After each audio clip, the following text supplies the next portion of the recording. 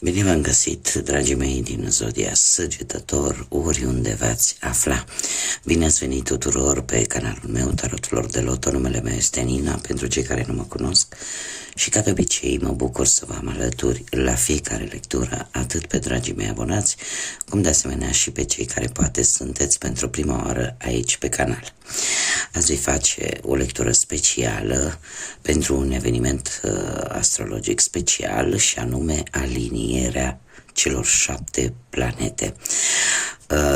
Cei care mă urmăriți deja știți că am mai avut o lectură cu prima aliniere a celor 6 planete. Iată că cu data de 28 februarie avem o a 7-a planetă care se aliniază celorlalte 6 și este vorba despre Mercur. Această aliniere, mare aliniere de planete, 7 la număr, va mai avea loc abia peste câteva secole, undeva în anul 2492. Deci este un eveniment cu atât mai special, cu cât avem privilegiul de a fi părtași la el. Această aliniere este o ocazie unică de a manifesta dorințele noastre cele mai profunde și e ca o oportunitate pe care Universul ne-o dă, în care noi putem să ne exprimăm și să spunem ceea ce noi ne dorim. Este ca o invitație din partea Universului de a reflexiona la tot ceea ce nu ne mai folosește, indiferent de ce aspect al vieții vorbim, cum de asemenea de a fi deschiși către noi posibilități. Știm foarte bine că Universul are o multitudine de forme prin care ne vorbește, prin care ne arată anumite lucruri, iar această paradă planetară este ca o aducere aminte că mereu e loc de mai bine, că mereu avem posibilitatea de a crește, de a ne dezvolta și de a visa la lucruri mari, la lucruri mărețe. Haideți să vedem pe rând. Avem prima planetă, Venus, cea mai strălucitoare din această mare aliniere, care ne îndeamnă să punem ordine în dragoste, în relațiile noastre, poate să fim un pic mai atenți la aspectul nostru fizic, da? Să îmbunătățim ceva din aspectul nostru fizic. Marte, desigur, vine cu îndemnul la acțiune. Este un moment tare bun să luăm inițiativă, mai ales pe planul muncii, pe planul proiectelor sau a pasiunilor, da? Să scoatem acele hobby-uri, acele pasiuni la suprafață și să le dezvoltăm. Jupiter, marele benefic, vine cu îndemnul de a începe lucruri noi, de a ne extinde, de a avea acea energie expansivă. Desigur, Saturn va încerca cel puțin să ne ajute să ne organizăm mai bine și să încercăm să punem baze mult mai solide la anumite proiecte pe care le avem în curs sau pe care vrem să le punem în aplicare.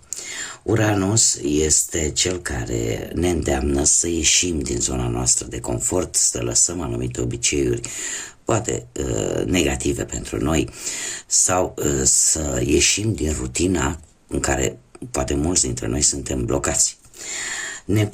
Neptun este cel care vine cu foarte mare intuiție și se pare că visele în această zi și în această perioadă sunt mult mai puternic influențate, deci ascultați-vă intuiția, ascultați-vă inima la propriu.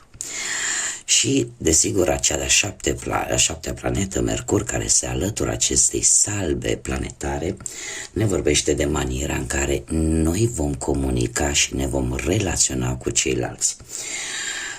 Acest Mercur aduce un puternic impact emoțional care ne va ajuta, indiferent de ce zodie ne aflăm, să ne relaționăm mai empatic, mai emoțional. Probabil că vom fi un pic mai sensibili și asta poate crea anumite mici neînțelegeri, da? Tocmai din cauza sensibilității acute, dar în același timp vine și cu o parte pozitivă, și aceea de a găsi acea formă de a înțelege pe celălalt, de un mod de înțelegere mult mai bună față de cel de lângă noi. Desigur, trebuie să vă spun că atât voi, dragilor din Săgetător, cât și Peștii, Scorpionii, Rac și Berbec sunteți zodiile care, să zicem așa, sunteți cel mai afectate, mai ales de acest Mercur care se alătură celor 6 planete. Acum, în ceea ce vă privește strict pe voi, ca și zodie, se pare că aveți o energie foarte expansivă, o energie expansivă care este în favoarea voastră și care vă îndeamnă să explorați fără a vă fi teamă. Așa cum bine știți, zodia voastră este supranumită și zodia aventurierului, așa că, dragilor, nu dați înapoi și lăsați această abilitate pe care voi o aveți de a vă aventura în lucruri noi, în experiențe noi, da? Pentru că aveți posibilitatea să vă extindeți, aveți posibilitatea să vă creați o lume și un orizont mult, mult mai larg. Și haideți să începem și să vedem care este energia voastră în acest moment, dragii mei din Săgetător, și cum vă poate influența toate aceste energii planetare, celor 7 planete. Și avem binecuvântări magice. Binecuvântări magice, avem numărul 22, un număr maestru, un număr care ne vorbește de a conduce, de a lidera, ne vorbește de foarte mult potențial și se pare că ceea ce vi se întâmplă în această perioadă va avea un impact care va dura în timp. Ce ne spune cartea în sine, aceste binecuvântări magice? Spune că indiferent unde vei merge, tu vei fi asistat de aceste binecuvântări magice. Zânele, da, pentru că este un oracol al zânelor, ne spune că de asemenea și tu poți binecuvânta pe alții. Asta este un îndemn foarte clar în a face bine, în a face bine și a împărtăși din toată această binecuvântare celestă, binecuvântare a Universului, să o poți împărți și cu ceilalți. Așa cum am mai spus, acest Mercur care se alătură acestei parade planetare, tocmai asta ne îndeamnă, da, la a fi empatici și vă va afecta și pe voi într-un mod un pic mai acut, probabil că vă veți simți un pic mai sensibili în această perioadă. Haideți să vedem pe plan profesional ce vine pentru voi, dragilor. Avem un rege de monede care îmi spune că ați avut o perioadă destul de prosperă în ultima vreme, o perioadă abundentă pe plan profesional, și eu aș spune că e posibil ca cineva să te fie ajutat să obții poate un anumit beneficiu la locul de muncă sau poate chiar un nou job. Dacă nu vorbim de acest personaj, putem vorbi de situația în care voi sunteți foarte siguri pe voi, sunteți foarte ambițioși și, în general, poate ați avut o problemă pe care ați încheiat-o într-un mod destul de fericit, într-un mod destul de bun, și se pare că ai avut capacitatea de a vedea cam ce șanse sunt, poate vis-a-vis de un loc de muncă sau poate te-ai adaptat la noi situații profesionale.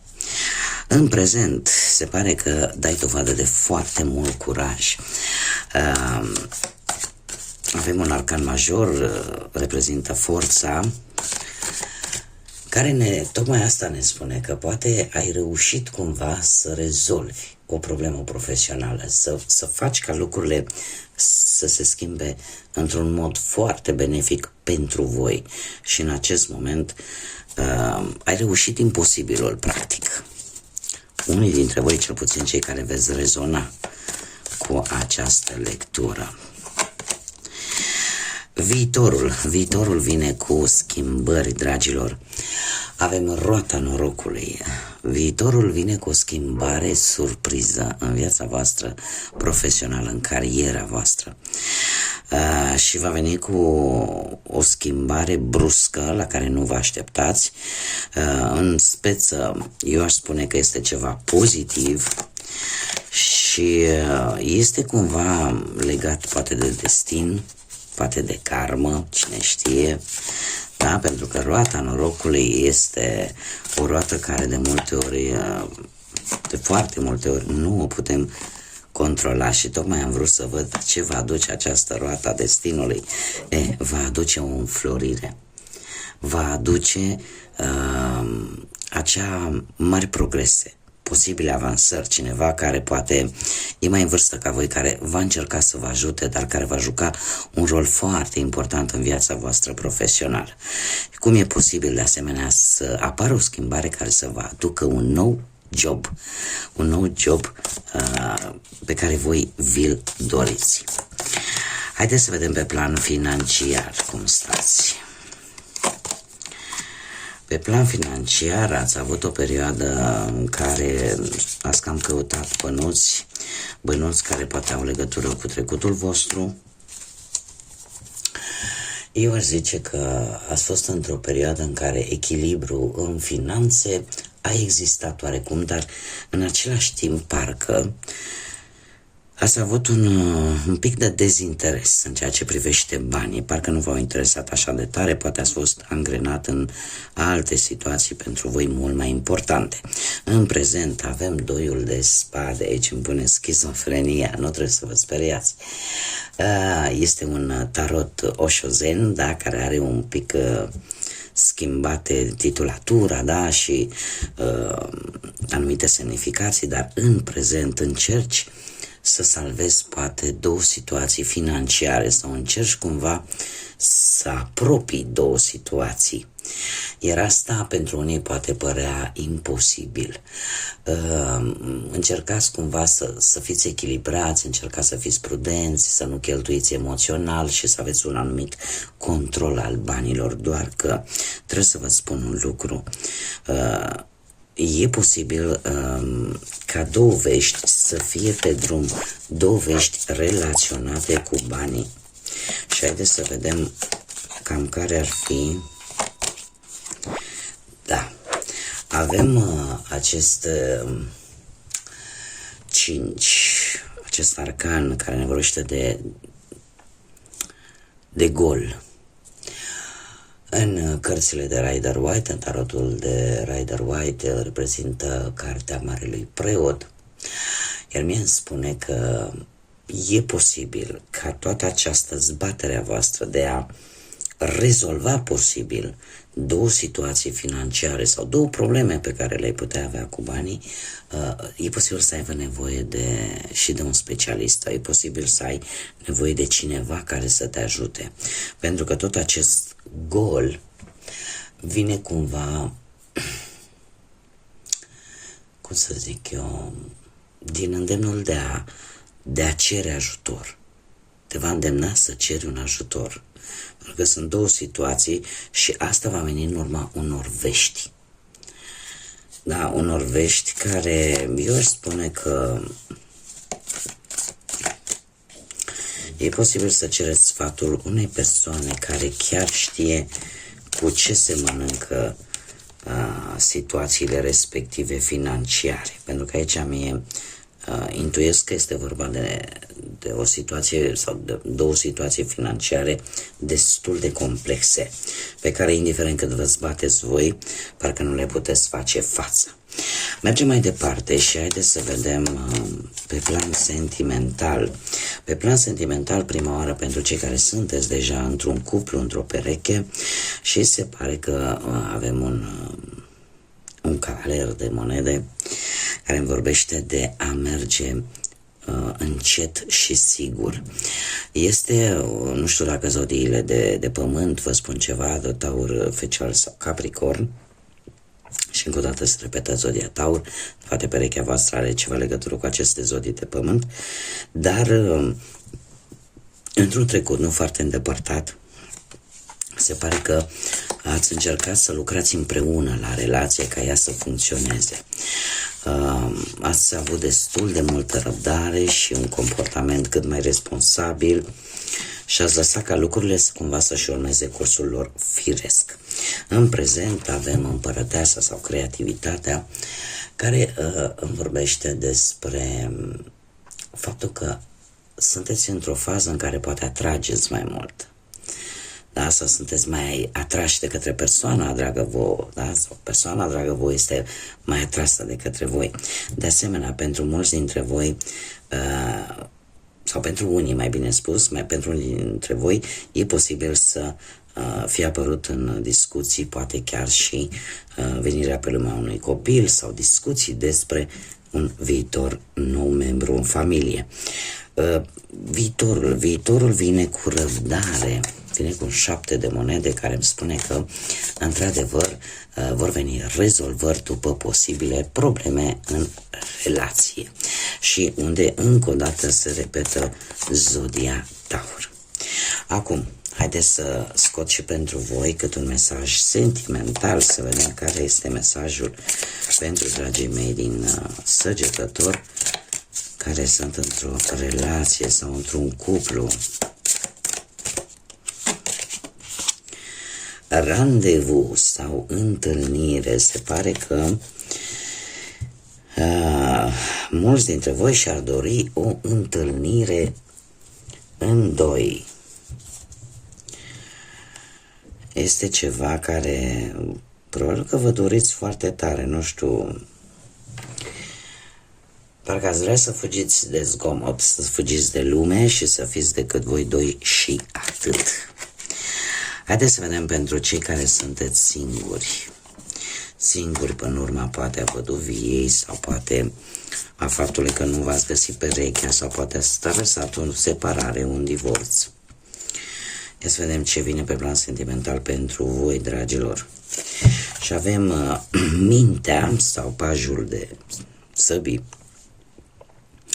care ne vorbește de răbdare. Se pare că în trecut ai avut destul de multă răbdare, ai lăsat ca timpul divin să spună cuvântul, iar în prezent, nu știu dacă zodia Berbec vă poate spune ceva, dar în prezent sunteți mult mai organizați sau poate a apărut cineva mai în vârstă decât voi, o persoană organizată, o persoană foarte disciplinată, o persoană care e posibil să aibă o funcție înaltă sau cineva care vă aduce așa oarecare stabilitate, atât materială, poate, în primul rând, dar cât și intimă, sentimentală. Simțiți voi așa că parcă ați avea o conexiune. Totuși, viitorul pentru voi vine cu acest 6 de monede. Un 6 de monede care se numește transigență și care ne vorbește de intoleranță și de foarte multă încăpățânare. Se pare că probabil că vă veți confrunta într-un viitor apropiat și cu aceste două lucruri. Acum nu știu exact dacă intoleranța vine de la voi sau de la persoana respectivă sau încăpățânarea să vină ori de la voi, ori de la persoana respectivă. Cert este că ori voi veți fi foarte intransigenți așa și nu o să lăsați garda jos foarte ușor, ori poate persoana respectivă să aibă această caracteristică. Ce aș mai avea de spus vis-a-vis de acest rebel? E posibil, dacă nu vorbim de o persoană, să vorbim de situația în care voi cumva să împrumutați aceste caracteristici ale împăratului și nu știu, să fiți un pic mai, să căutați mai întâi partea materială, stabilitatea poziției sociale, poate, sau o poziție mai bună, da? Din punctul ăsta de vedere, în special material, în primul rând. Și eu aș mai spune că aveți așa în prezent o atitudine destul de autoritară, dar în același timp destul de ordonată, de disciplinată. Haideți să vedem ce mesaj sentimental am pentru voi, dragilor, care sunteți singuri din zodia Săgetător.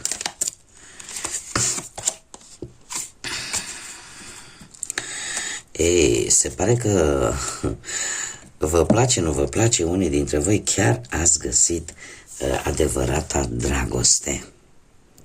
Aceasta este adevărata iubire, adevărata dragoste. Știți cum e că opusurile se atrag, așa că eu tind să cred că unul dintre voi ori este încăpățânat și celălalt este un pic mai intolerant, dar cumva ceva vă atrage. Este ceva, sau aveți mai multe lucruri în comun decât cele care vă diferențiază, iar asta face să vă completați și mai bine. Haideți să vedem și un mesaj general pentru voi, dragilor, din Săgetător. Și avem ultimul pătrar de lună în Leu, care ne vorbește de iluminare. Dragilor, se pare că tocmai, cum bine vedem, avem o influență a zodiei Leu pentru voi și această iluminare cred că vine tocmai pentru faptul că simți nevoia de a te simți special, de a fi admirat, poate, de a avea acea energie pozitivă, acea energie creativă a zodiei Leu, ceva care să atragă privirea. Sau poate că unii dintre voi în sfârșit reușiți să aveți o autoestimă mult mai puternică și să fiți mai plini de umor, de optimism, de căldură și de multă generozitate. Cam aceasta a fost lectura pentru voi, dragilor, în ceea ce privește această mare aliniere planetară. Eu mă bucur că v-am avut alături, mă bucur că am putut fi împreună și vă mulțumesc pentru atenția pe care mi-ați acordat-o. Mulțumesc de asemenea tuturor pentru like-uri, pentru distribuiri, pentru comentarii. Vă invit, desigur, în continuare să veniți cu aceste mici gesturi care sunt atât de importante și, desigur, toți cei care încă nu v-ați abonat, vă aștept cu mare drag să fim împreună din nou la fiecare lectură. Până data viitoare, când ne vom reîntâlni, eu vă doresc tot binele din lume, fie ca toată această energie universală, această puternică energie a celor 7 planete să vă lumineze sufletele, inimile și să vă ajute să vă îndepliniți cele mai aprige dorințe și cele mai bune lucruri pe care și le poate dori cineva. Așa că până data viitoare, când ne vom reîntâlni, numai bine vă doresc și, desigur, să fiți iubiți.